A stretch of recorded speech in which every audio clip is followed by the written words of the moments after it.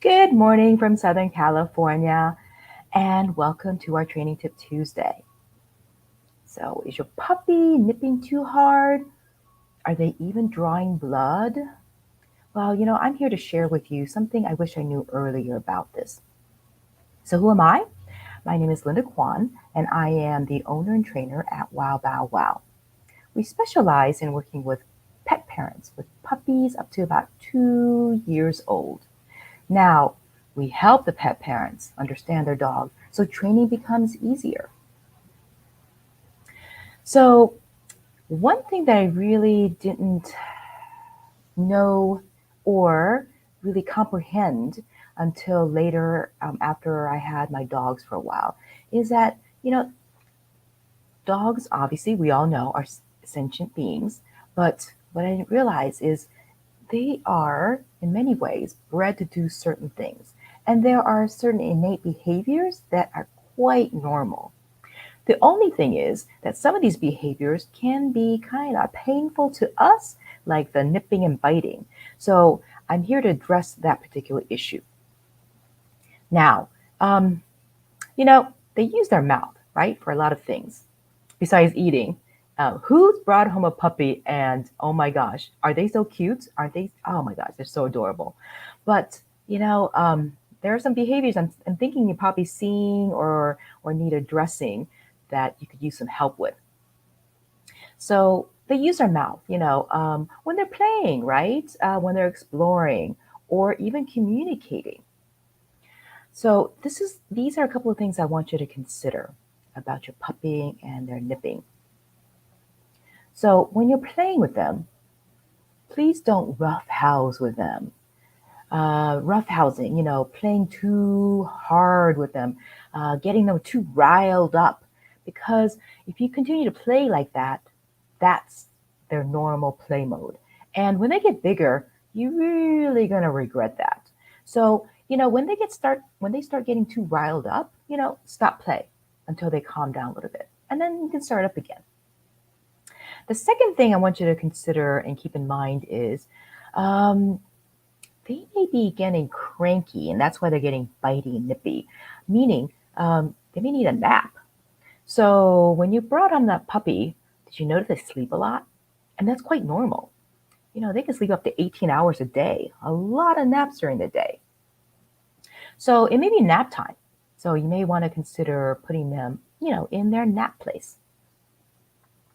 The third thing you might want to consider is they may be communicating with you. Maybe you're doing something they don't like. So they're like telling you, stop that. And so they may be mouthing you or nipping you to let you know that. So, if you see that kind of behavior, maybe that's what they're doing, right?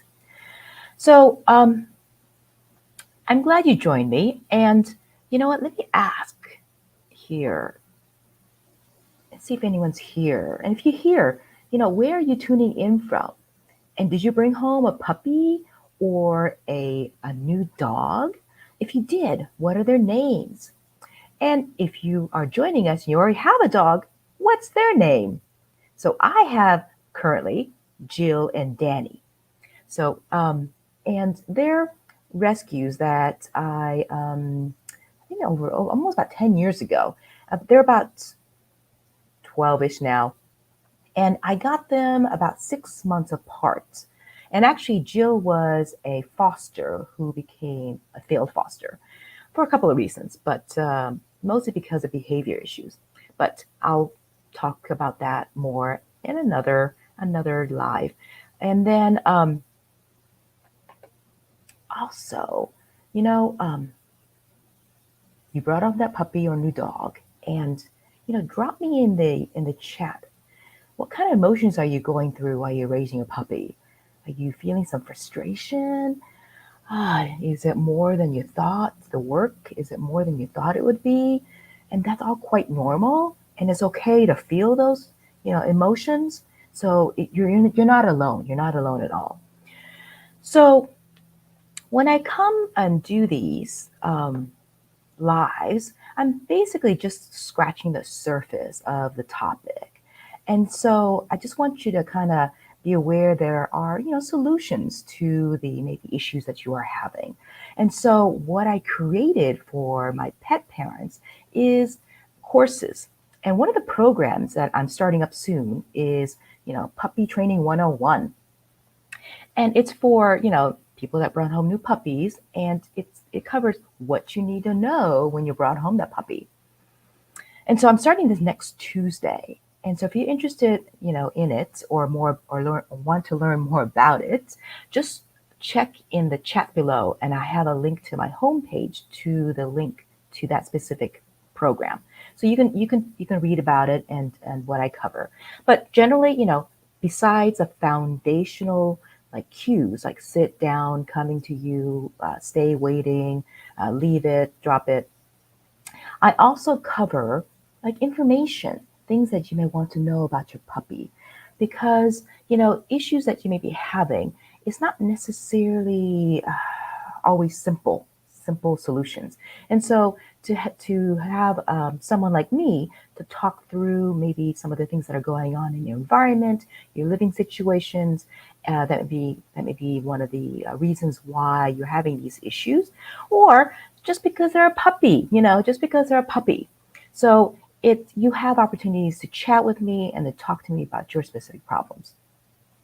And so, we also talk about things to help raise a well-mannered but well-adjusted dog, like about how to introduce them to new things, sounds, smells, people, surfaces, different kind of surfaces. So those are the topics that I cover in this particular program. So it's just more than just teaching the foundational cues. So thank you for joining me in my Training Tip Tuesday, and I hope what I talked about was helpful. And see you next Tuesday. And oh, by the way, Happy New Year. This is my first live in the new year. So Happy New Year and welcome to our Training Tip Tuesday.